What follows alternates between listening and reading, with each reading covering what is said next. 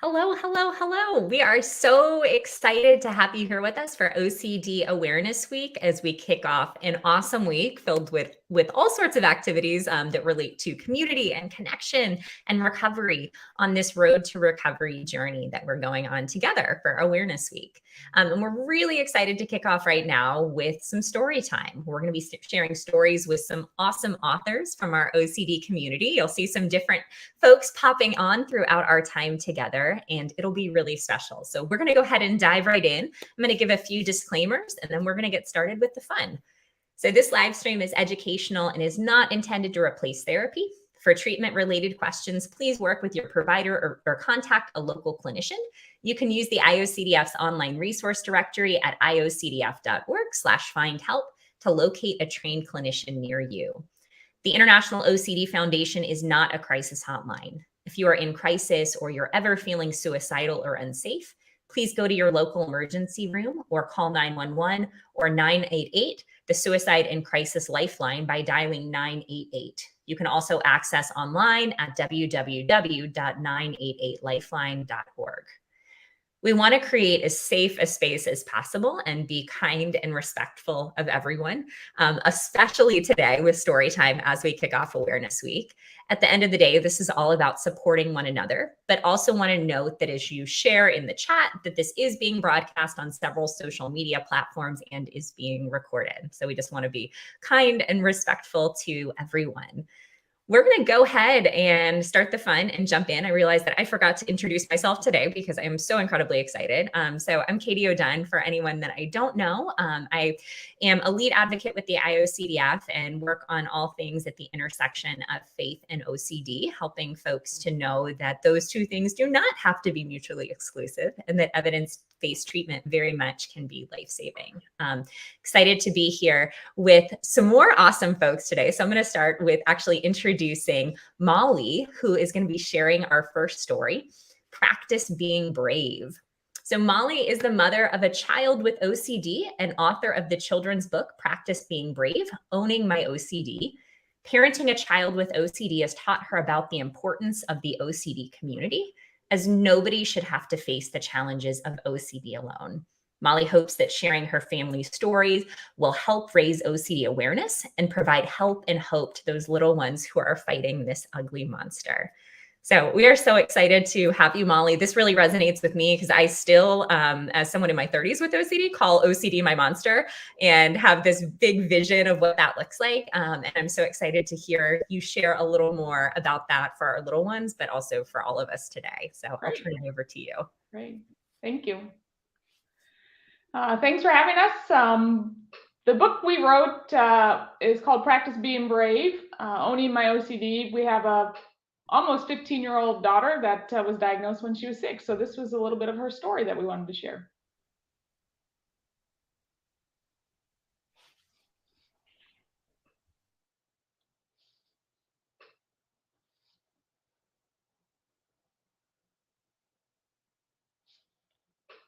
We can keep going a few pages, I think. Yeah.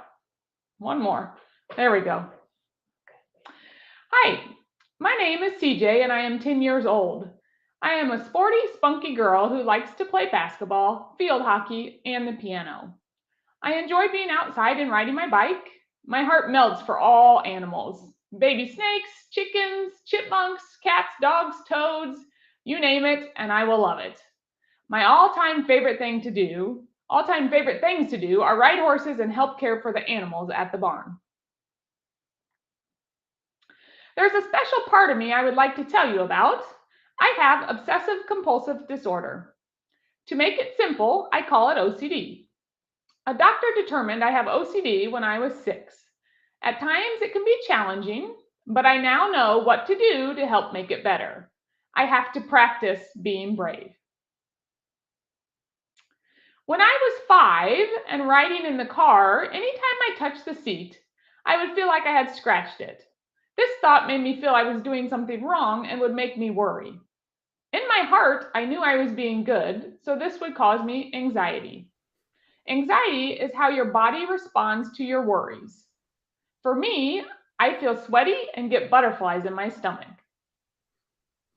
To help make these feelings go away, I would tell or confess to my dad or mom, "I scratched the seat."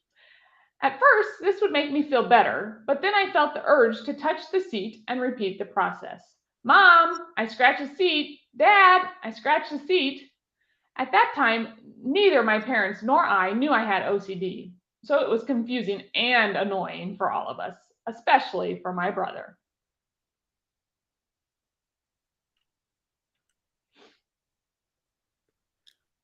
In first grade, I had several uncomfortable thoughts. I loved to have all of my crayons in rainbow order. You should have seen how pretty they looked. Putting them in order started out as something fun for me to do, but it quickly became something that I thought about all of the time. I wanted to spend several hours in my room working on making the crayons perfect. If anyone messed them up or one color was out of place, I would become very frustrated and have to start all over.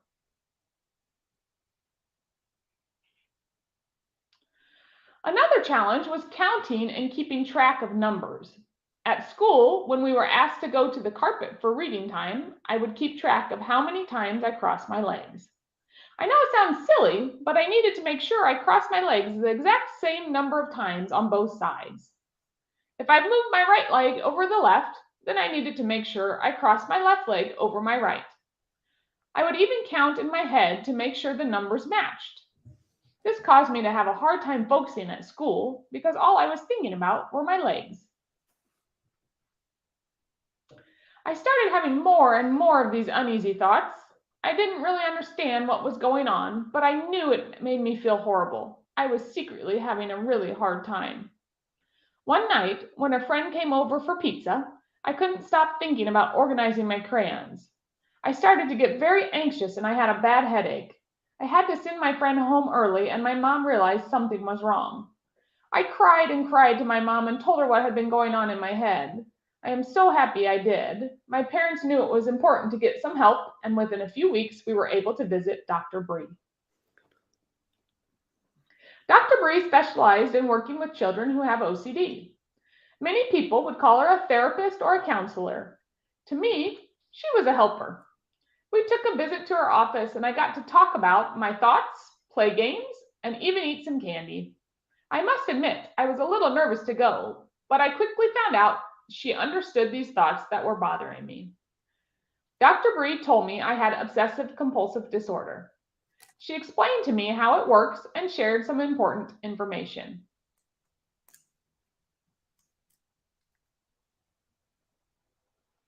I learned that when you have OCD, you oftentimes have a thought in your brain that you think about over and over. This is called an obsession. This obsession can make you worry, have anxiety or bad feelings, or doubt yourself at times. To help make those worries and thoughts go away, your body takes an action to help make you feel better. This is called a compulsion. Everybody has thoughts and everybody has worries, but mine get stuck and repeat again and again, each time getting stronger. They are thoughts that won't go away. When a kid or an adult has these constant obsessions and compulsions, it is called obsessive compulsive disorder. Dr. Bree told my mom that many people who hear the term OCD think it revolves around a person being very clean and organized or someone who doesn't like dirt or germs. Sometimes this can be the case, but oftentimes there are other obsessions such as counting, confessing, or making things just right.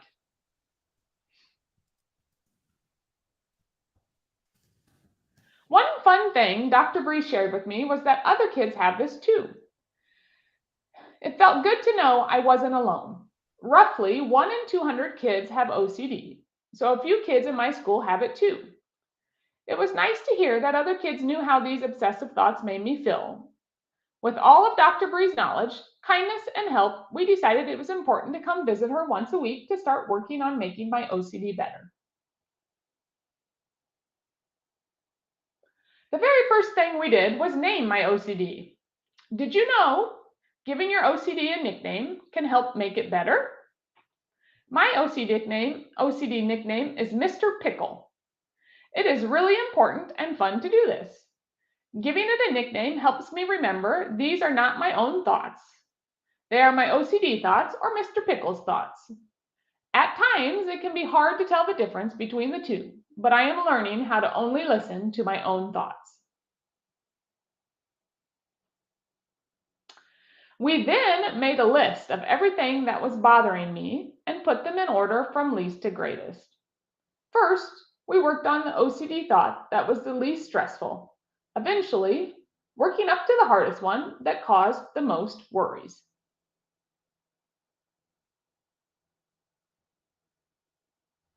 My mom and I would go see Dr. Bree every week and learn ways to make each of my obsessions on the list get better. We used a technique called exposure and response prevention, which is a form of cognitive behavior therapy. Yikes, those are big words. We like to shorten them to ERP and CBT. Basically, these phrases mean I need to be brave and practice fighting my repetitive thoughts. Do you want to see how I practice? One of my obsessions is perfect handwriting. If one tiny line is out of place, my compulsion is to erase it and make it better.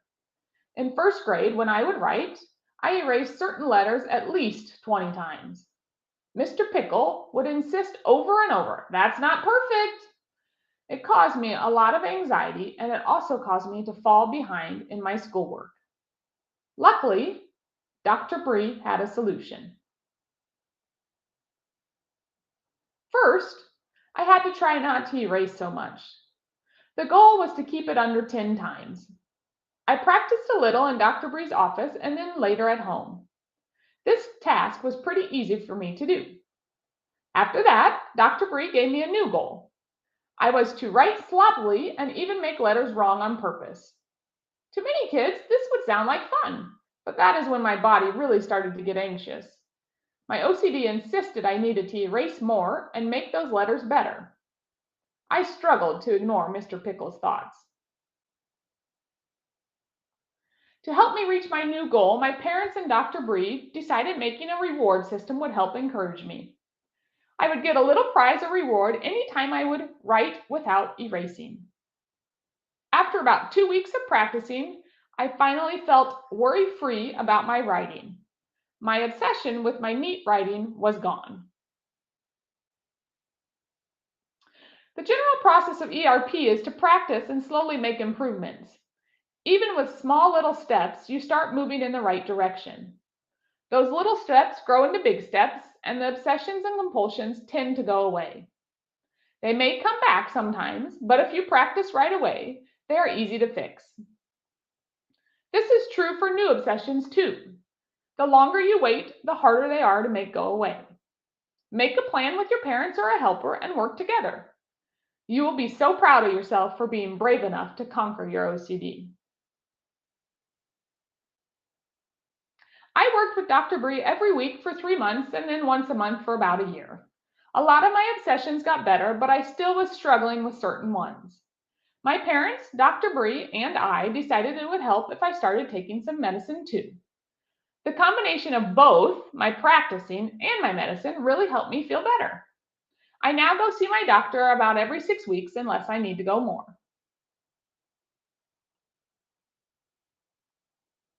I want to share a few more of my OCD thoughts that I have worked through with my therapist. The good news is now I have these under control. Do you know why? Because I practiced.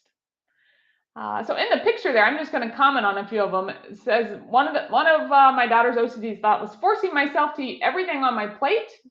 So the practice would be leaving a couple bites of food on my plate each meal. Rereading a page in a book several times. The practice would be to read a page once and then discuss the topics with my mom. Another thought was confessing when I thought I did something wrong. So the practice for that is doing something wrong that is small and not confessing to my mom. OCD thoughts are different for everyone. These are only a small number of the different ones I have conquered. My experiences could be different than somebody else's. What is important is that you work on getting your thoughts to go away. I have discovered there are some really important tips that help me beat my OCD. Maybe they can help you too. Communicate. Make sure you talk to someone and ask for help. You will feel so much better once someone else knows. Sometimes just telling my parents about a specific obsession and compulsion makes it begin to go away. They always support me. Get extra help. If possible, have a professional guide you with your practice. This could be a doctor, a counselor, or a therapist. Make sure to find one who understands and has experience with OCD. If you do not have someone close, there are resources online that can help. Practice. The more you practice, the better you get. Some days are really hard and you may not want to practice. That is okay.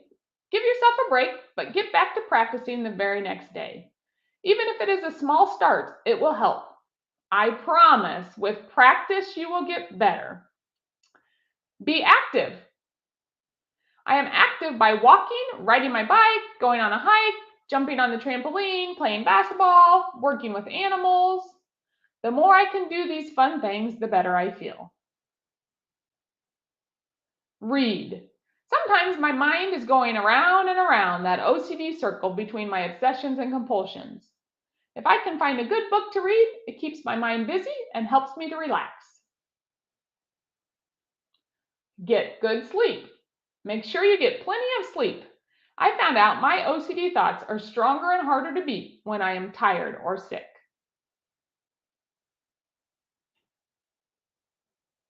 I have OCD thoughts every day and will have them the rest of my life. The important part is I can get them under control with hard work and practice. Please practice being brave and own your OCD. It gets better. You've got this.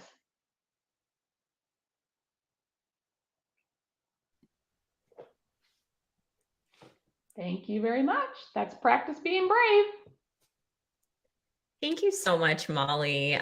This is just so incredibly special. And there's so much that I resonate with this, even talking about naming the OCD Mr. Pickle. And I love that of being able to separate it. I think about when I was younger, naming it Frank and being like, all right, that's Frank. Like Frank is doing some weird stuff right now. But just your, I think, ability to talk about exposure and response prevention and cognitive behavioral therapy as things that sound really big and scary, but that we can break down into manageable chunks that we can practice, that we can live into our values and continue to do fun things is so powerful. So thank you. And I saw lots of people resonating with this in the chat. And I would encourage folks who are watching in the chat, if you have questions or things that you think of as we move through our stories, feel free to drop them in the chat and we'll try to get to them today. And even if we don't, we will make sure to get back to you on our OCD mailbag or with our authors directly. So feel free to chat and ask questions. We're now going to turn it over to Callie Werner, who is an anxiety clinician specializing in anxiety and OCD in sport. As an undergraduate from Rice University, Callie competed as a Division I collegiate distance runner, winning 9 conference titles and an honorable mention, All-American in the 10K. Her most recent athletic success was competing in the 2020 U.S. Olympic trials in the marathon, where we all love cheering her on. And she is currently working on her PhD in clinical social work with a focus on anxiety in athletes at Baylor, while in private practice, Athlete Rising. She's dedicated to raising awareness on behalf of those with mental illness through education, while providing treatment, resources, and hope. And today she is going to be sharing Anxious Annie with us. So I'll turn it over to you, Callie. Thanks, Katie.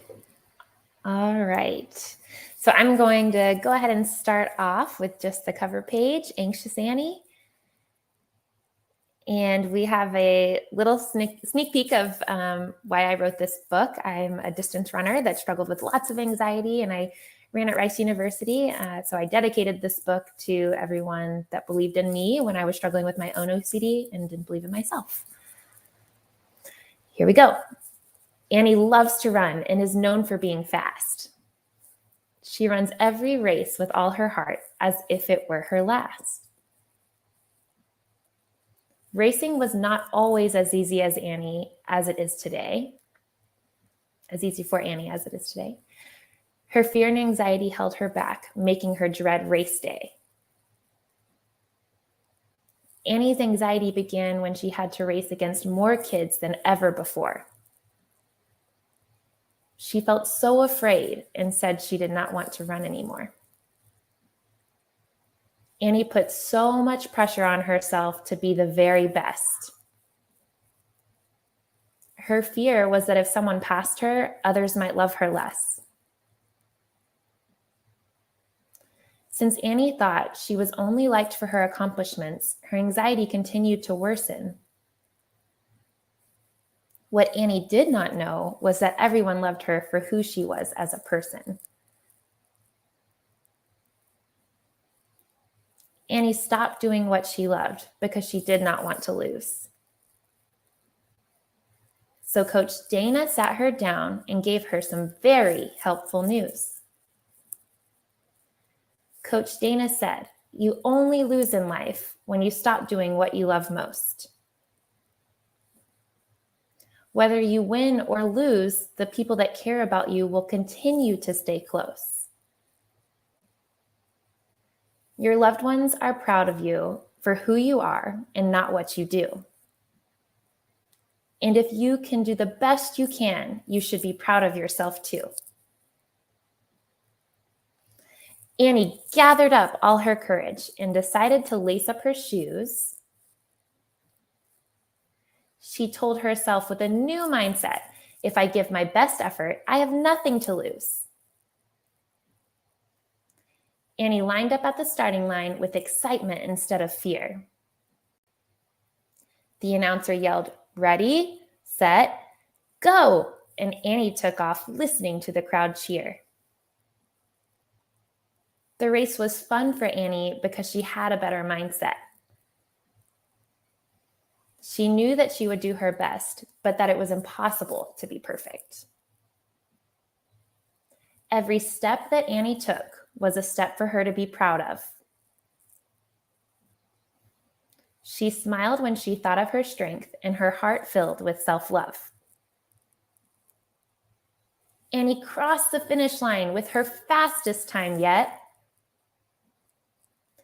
She was excited that she did her best and finished with no regret. Annie continues to run the best she can, although she does not win every race. With each experience, her confidence grows, and to Annie, that is the real first place. And that's Anxious Annie. Thank you so much, Callie. This book makes me smile so big every time you share it with us. And I know I'm a little biased because I'm a runner who also has OCD, and I relate to so much of your story. While I do not run nearly as quickly as you, I relate in a lot of ways. But, even I hope that so many families share this afterwards, because I think so many of us can connect. And I always really get choked up when I hear that if I give my best effort, I have nothing to lose.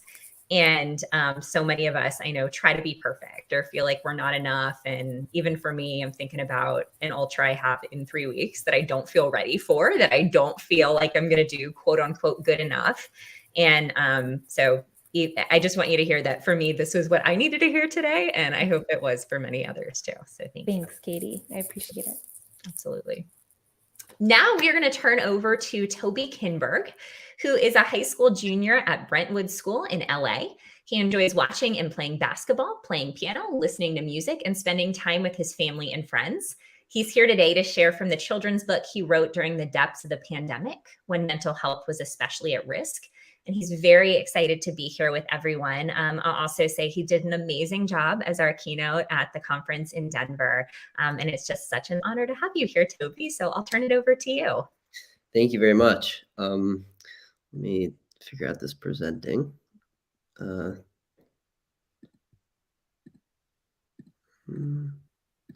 Okay. There we go. Perfect. All right, perfect. So yeah, my story is Meven. Yeah. There once was a kid named Kevin. Kevin was only 11. Kevin had brown hair, wore a blue shirt, and a smile. He loved going on journeys. He would walk for mile upon mile. One day, his mom suggested that he go to a mountain named Meven in their city. She said that it had lovely trees, a beautiful sunset, and it was oh so pretty. Kevin sprinted out the door with a smiling face, and after some walking, he had reached the mountain base. At first sight, it was unlike what Kevin's mom had said. Meven was dark and gloomy, so he immediately fled. Kevin returned home and he was mad. He asked his mom why she lied to him. It had made him sad. His mom responded, "Kevin, how far up did you go?" He replied, "I didn't go up, uh-oh." His mom smiled and looked at him. She said to find the beautiful scenery, he must pass what at first looked grim. So, Kevin once again sprinted out his door. He continued to the mountain floor. But this time, when he saw the darkness, he didn't turn back. He listened to his mom's advice and continued on his track. Once past the entrance, monsters and beasts began to appear. They would scream, growl, and jump at him from places far and near. He leapt from rock to rock, avoiding the creatures, but they kept on coming, jumping at him with their scary features. Suddenly, a dragon blew his fire breath right at Kevin.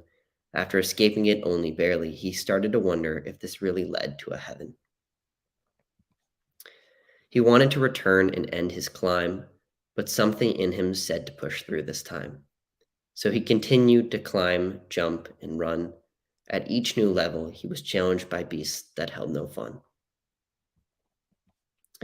Finally, he began to see the light, yet on top of Meven lay the most terrible monster who tried to bite. It was ugly with its rough scales, yellow teeth, and big claws, and it growled so terribly with its scary jaws. The monster jumped at Kevin and tried to grab his head, but Kevin went through his legs just as they spread. Once more, the monster tried to slash Kevin's face, but he missed him and lost balance, and he started tumbling down to the mountain base. The monsters were finally gone, and Kevin had conquered the beast just in time for dawn. He slowly and tiredly walked up to the mountaintop. He had completed his journey. He could finally stop. As he sat down, he looked at the view. It was just as beautiful as promised. He was glad he made it through. The air became rich. The trees were so green. The sunset was purple, red, yellow, orange, and all colors in between. Kevin took one last look and appreciated the sight. After all, following the darkness will always come to light.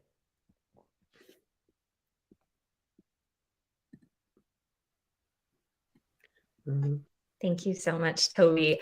The imagery in that is just so beautiful. And this is my first time I've heard this with you. And this is just so, so special. And I think so many of us, and I'll be curious as we hear from others, but it is this darkness to light journey. And the imagery that you use in that, there is something just so tangible about moving through this kind of monstrous scenario and then getting to that sunset. And I relate to that so deeply, of feeling like you're fighting for maybe your entire life. And then the first time you see the sunset or see this beautiful life that you can have, it's just, I'm going to get emotional, but it's shocking and beautiful all at the same time. And so you highlighted that in such a beautiful way. So I was going to take a second before our next author actually jumps on with us and ask everyone a little bit more about what prompted them to really write the story, and maybe what their most favorite part or what the most significant thing to them is about it. And Toby, not to put you on the spot, but because we just shared your story, I wonder where you kind of got the idea of that darkness to light component, and if there are particular areas that resonate really for you and your story, and just because it was so powerful that we could feel it. Yeah, I mean, I think that's exactly it. Why my story isn't I'd say explicitly about OCD. It's kind of an implicit interpretation of that journey, and I think for me that darkness was switching from going into quarantine and having a lot of obsession kick up, and having to join IOP or IVO in December, and starting with a lot of more challenging and in-person exposures, and being really unsure. And at that point, it does not feel like there's going to be the quote unquote light. It just feels like you're stuck in that darkness, and there's a lot of self-doubt and doubt in the process. So I think for me, that was probably, that was definitely that, that darkest point. And then, for the months coming out of it and the weeks coming out of it, it becomes, you start to see that light at the end of the tunnel. You start to kind of feel better about feel better about the process, and trust in the results. So I think for me, that's kind of where I find the parallel between my story and, Kevin, Kevin from Meven. That's it. It's so beautiful. And it feels like you're in that darkness for so long. And I just want you to know, I think you're bringing light to a lot of people through your story, and others who might feel like they're in the dark and like they're stuck in that place. You're letting them know that there is light. So thank you for doing that, Toby, and just the hope that you offer. And you are incredibly brave. So thank you. Thank you very much. I really appreciate it. Absolutely. Well, speaking of being brave, Molly, I would love to ask you something very similar. What prompted you particularly to dive into writing and to writing a children's story? And what really, I guess, gave you the space to write about your family's experience? What made you feel like that was something that you wanted to do, that you desired to do? Mm-hmm.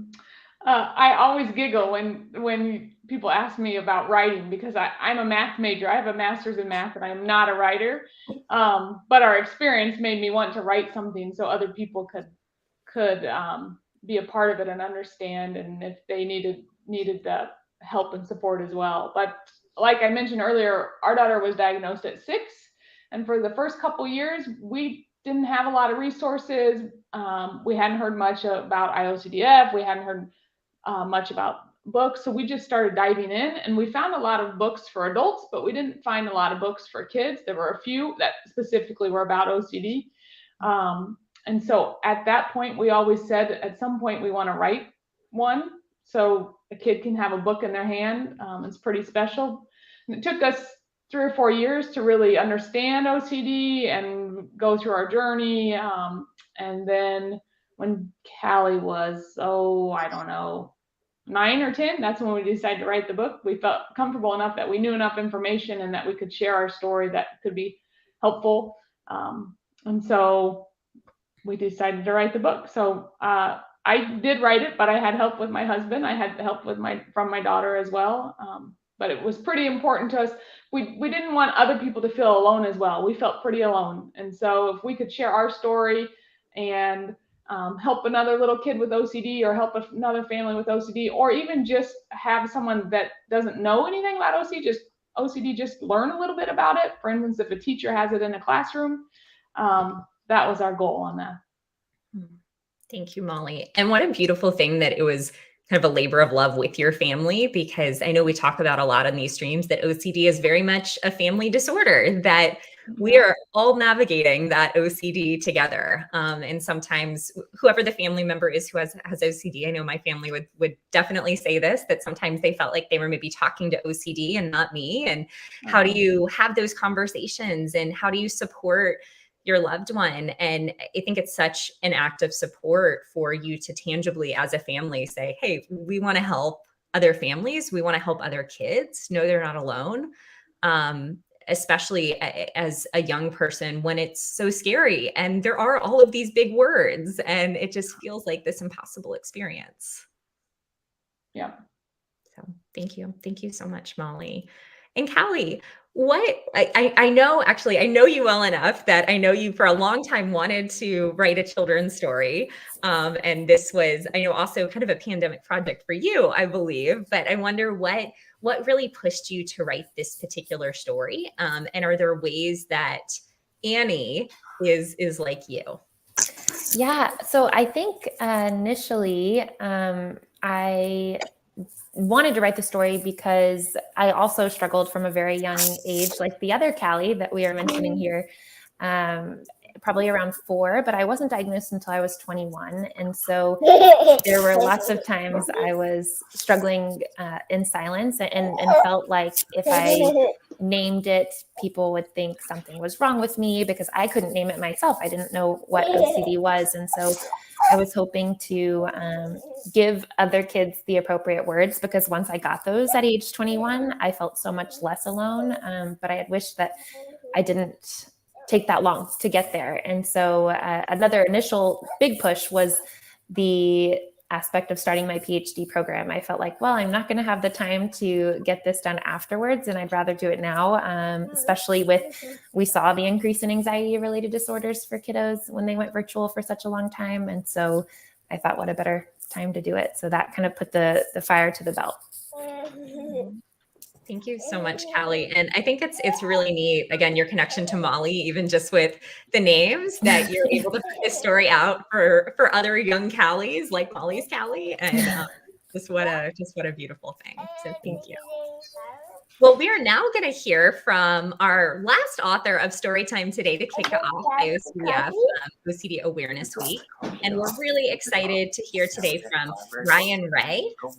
And Brian has been professionally writing since 2002. He was awarded the Nicole Fellowship in Screenwriting by the Academy of Motion Picture Arts and Sciences.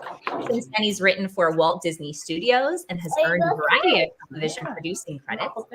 Inspired by his time at Disney and the bottomless imagination of his daughters, Brian has placed his focus on storytelling for children. He's the author of Maya and the Very Cool Wolf. He's also the author of Unraveling Rose and Max's Box. You want to come Unraveling Rose and Unraveling Rose and Max's Box were both voted gold by Forward Indies Book of the Year. Can I come over too? Yeah. So we are so excited to have you here with us, Brian, especially with the release of your new book. And it's an honor. So I'll turn it over to you to share your story with us, and we can't wait to hear it. Thank you so much. This is a very special event because I'm actually still at a library that I've been presenting at today, and they are being super generous and letting me do the virtual reading from here. So this is exciting. I've never done this before. It's a first. And I'm also excited because I've got my friend Rose here. Rose decided to join us for the reading. And this is Rose's story. This is Traveling Rose, and it's about Rose's struggles with obsessive thoughts.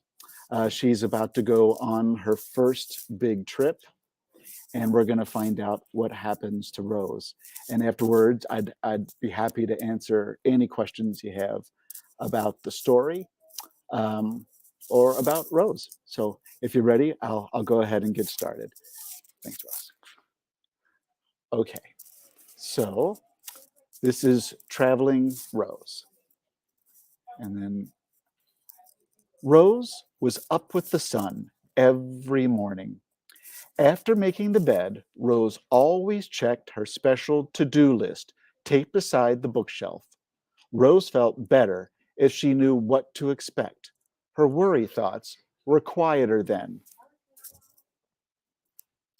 One by one, she went down the list. First, she built bridges with her blocks. Then it was time for painting pictures. After painting, it was tea time with Zuzu and the newest member of the group, Iris. Named for the purple flowers on the cloth inside her ears, Iris was small, but she had lots of big energy. Iris did not walk. She charged. If Rose climbed carefully down from the park bench, Iris jumped right off. Following tea, it was usually time for stories with the boy. On this day, however, the to-do list said something very different was happening. Today, Rose, Iris, and the boy were leaving for a magical vacation to London. Rose daydreamed about the teas they would have there. This was Rose's very first big trip. It was Iris's first trip too. In the car to the airport, Iris pressed her nose to the glass, excited by the new things to see. Rose sat quietly, close to the boy, and a worry thought crept in. What if it's cold in London? The thought asked. I packed my sweater, Rose reminded herself. Riding through the airport on the boy's suitcase, another worry thought pushed at Rose. It's a long trip. What if you can't sleep? It nudged her. I have my colored pencils and paper, Rose remembered. I can draw. And the worry thought slipped away. Waiting to board the plane, Rose sat in her chair. Iris stood at the window, watching the giant jets take off. Whoa, she yelled. That's a big one. Suddenly, another worry thought burst in. Did you remember to turn off the lamp by your bed? It snapped. Iris charged back and forth in front of Rose's chair, and the worry thought came back. Rose remembered making her bed and putting away her paints, but she just couldn't remember turning off the lamp. Did we turn off the lamp? She asked as Iris ran past. Don't know, shouted Iris. Rose took out her colored pencils and tried to draw a flower, but this worry thought was different. It wouldn't go away. You may have left the lamp on, it crackled. I should call Zuzu and ask her to turn it off, said Rose. Then the worry thought spoke again. What if Zuzu accidentally knocks the lamp over when she tries to turn it off? It could break, it warned Rose. Now Rose didn't know what to do. She began pulling anxiously at the loose thread under her arm. The thought kept saying over and over, something bad could happen. Something bad could happen. The worry thought felt so big that Rose started to cry. I can't go, she sobbed. Iris stopped running and went right to Rose. What's wrong? Asked Iris. I'm so worried something bad might happen at home, and the worry won't stop coming back. That happens to me too, Iris said shyly. Rose was surprised. But you're so brave, said Rose. I have to practice, Iris told her. Practice facing a worry that keeps coming back. I call it my determined. Does it work? Rose asked. Not always, sighed Iris, but I keep trying.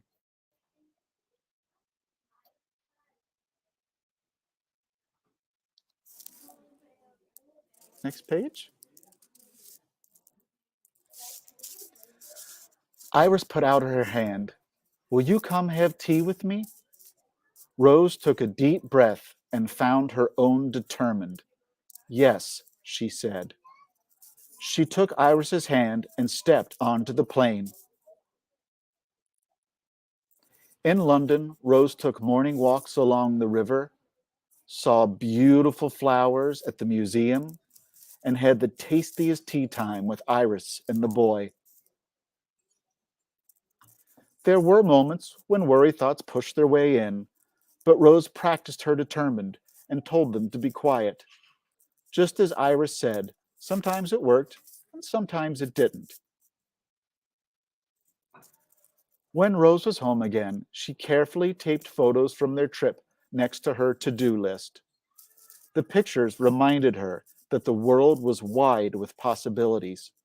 Worry thoughts will push in, but by practicing her determined, Rose would fill her wall with many more carefree memories. And that's the end of Traveling Rose. Thank you so much, Brian. First of all, this is just so beautiful, and I was a big fan of Unraveling Rose. So I'm really excited to hear Traveling Rose, and what a special thing. And so many of our viewers might hear the connections to some of our other stories today, especially in talking about worry thoughts. And as a kid, I remember even my parents talked about, they called my thoughts worries. I would call them into my room at night and they would say, oh, Katie's having worries again. And I just love the power that you're talking about of practicing her determined, and also that note of values and being able to create these carefree, beautiful memories. So I wonder for you and maybe for Rose, what that journey has been like from Unraveling Rose to Traveling Rose, and really the reason that you started writing this particular series. I started writing the series because I was a lot like Rose when I was a child, and it's something that I've been working on. And also my oldest child deals with OCD. And so we've been on their journey with them. And unraveling, I just thought two things. One, I noticed when I became a parent, one of the things that I was not fully equipped to do was help my children through their emotional ups and downs. It's not a language that I learned growing up. And so I wasn't necessarily able to help them. And so I thought, and also as a child, I was having feelings that I wasn't sure how to communicate. So I thought, well, maybe it would be beneficial both for parents and for children to have stories that touch on these issues, that provide ways, to open up conversations that can lead to further help if needed or further understanding. So that's what got me started. Unraveling Rose specifically was about touching on obsessive thoughts that got in the way of being able to enjoy all the other things that we like to do in life. In fact, one of the things that I do when I'm doing a reading, and I think I've shared these with you, is we have these positive affirmation worksheets with a picture of Rose, because sometimes when we're having all of these fears and worries and obsessive thoughts, we can forget all of the other things that we are and all of the other things that we enjoy. And I just found that this is a good sort of reminder. So that's what Unraveling Rose was about, was just about reminding ourselves that there are so many other things that we really want to be doing. And so tackling that idea of trying to move past obsessive thoughts. With Traveling Rose, it was sort of trying to take that a step further, because I don't really get it too much in Unraveling Rose into like that idea of not sort of trying to ignore your worry, but facing it and moving forward anyway. And so I wanted to sort of carry Rose's story further with Traveling Rose, and that's what I tried to do with the second book. That's amazing. Thank you so much, Brian. And I love that, because that's really what it's all about. It's about continuing to move forward, regardless of our age, with having this beautiful, joyful life that we deserve to have with OCD. So we've had so many powerful stories here today, and I'm mindful of our time. I know we're going to spend a little bit of time kind of chatting about Awareness Week and all the other fun things you can do, but I would love to go around to each of our amazing authors today and just ask if you have a few words that you would like to close our viewers with today as we head into Awareness Week. And that's pretty open to you. It could be about your stories. It could be about your own journey with OCD. It could be about a family member's journey, words of hope as we head into this road to recovery kind of week. Yeah, so just wondering what you all would like to leave us with. So Molly, no pressure, but I'm going to start with you. No pressure, no pressure. I guess two things came to mind when you were asking that. One was just share your story. Share your story. It helps. If you're a family or a child that has OCD, share your story. Let people in on it. Let people know about it. People love to hear about it and are able to help and support. So share your story. And the other thing I was thinking about is just something that we use in our house a lot is the phrase, do the next right thing. Whatever that little thing is, just do the next thing. Don't worry about the big picture at the end of the road. Do the next little right thing. Thank you so much, Molly. Cali, any final thoughts for us? So that is perfect to feed off of Molly's, but I was thinking of my favorite page of my own book when you asked that question initially, and I was thinking that there's one page where it says every step was a step for her to be proud of. And I think we have to remember that when we're doing our own exposure work when it comes to OCD and anxiety, because it's true. If we look at, how much OCD might have taken away, it can seem like such a long journey. But if we look at the smaller steps, if I just need to do one thing different than what my OCD wants me to right now, and eventually we're chipping away at all of these things that OCD took away, and then we're able to look at how far we've come. And so one step at a time, make it a step that you're proud of. Remember to celebrate the small wins. Thank you so much, Cali. That's beautiful. Toby, any final words for us today? Yeah, I would say overall, just to keep in mind the spirit of perseverance. And, when you come up against these challenges that OCD and your mental health throws at you, to approach them with confidence and determination, and know that you're making the right decision by being uncomfortable and dealing with it. And then for the family members too, to support that process, be there for your loved ones who are dealing with that, because it's an incredibly challenging time, and your love is, infinitely important to them in that process. Thank you, Toby. And thanks for speaking to our loved ones too. I think that love and that compassion is just, it can't be stated enough how significant that is on the journey. Thank you. And then Brian, what are your final words for us today? And also thank you for sharing with us, by the way, while at a library doing other sharing. This is such a great example of Awareness Week activities and really getting the word out about OCD. So thank you. Well, I am beyond grateful for you inviting me to be part of this amazing story time. So thank you.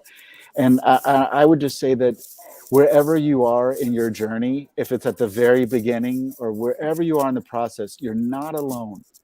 It's important to remember you're not alone, and that I know it's difficult, it can be hard, but if you share your feelings, you will discover there are people out there that are going through very similar things.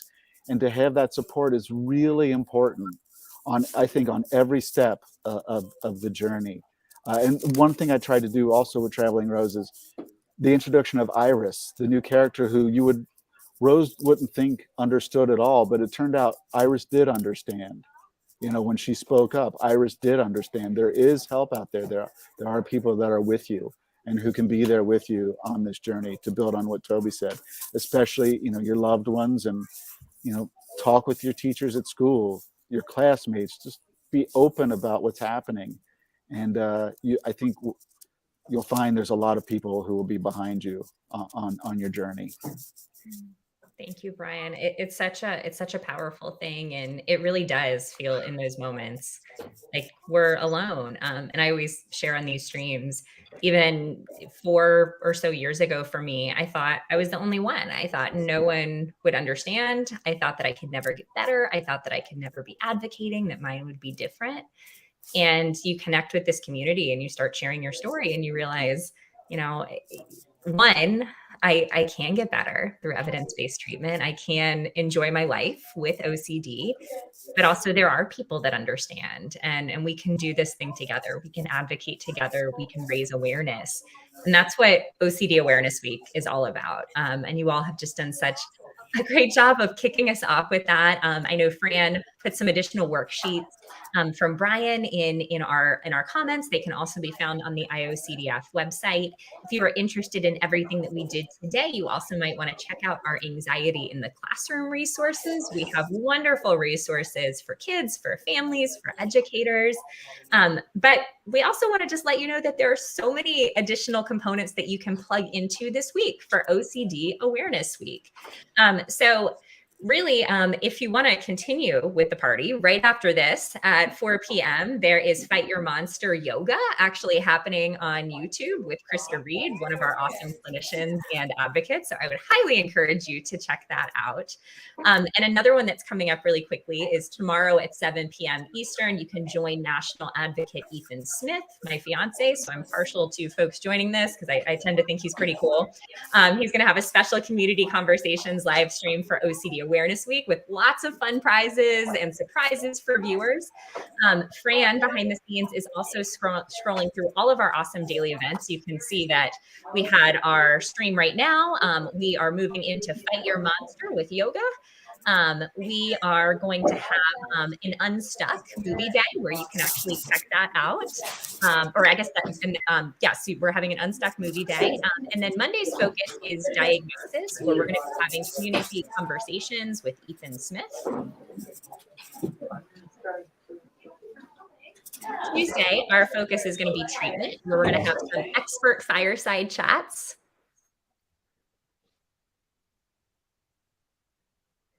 Wednesday, we're going to be focusing on life after treatment, and there's going to be a special stream with a number of our advocates, including Liz McIngvale, Chris Tronston, and Tom Smalley, and as well as Kevin Anderson, which is going to be on to talk about his experience with anxiety as a professional tennis player. And then we will also be having a special young adult meetup Then Thursday, yes, the excitement is still going. We are focusing on education and support for loved ones. I would love for y'all to come on to Instagram with me at 7 p.m. Eastern, where we are going to be talking to most of our lead advocate team, who are all going to be coming on in 5-minute increments to share why they advocate, what they advocate for, a little bit about their stories. And then Friday, we're going to be focusing on building a new identity. We're going to be focusing on things like how to start an OCD support group on your campus. Saturday, we are focusing on advocacy. We're going to be doing some imaginative and creative writing workshops. And that will close out our week as we head into many other things that are happening with the IOCDF, including the 1 Million Steps for OCD walk happening in cities all over, as well as coming up in just under a month, our online OCD conference, November 4th to 6th, where registration is now open. For that, you can visit onlineocdconference.org to learn more. I hope this was not super overwhelming, but as you can see, there are lots of really awesome events to plug into all of the things that we were just talking about, to plug into community, to raise awareness together, but also to move towards this big, beautiful present life that you were in fact created to live, to move from the darkness to the light, as Toby shared with us just a little while ago. So this live stream is just one of many. I would encourage you to check out everything we have going on this week, as well as to view recordings of past live streams on IOCDF's YouTube channel.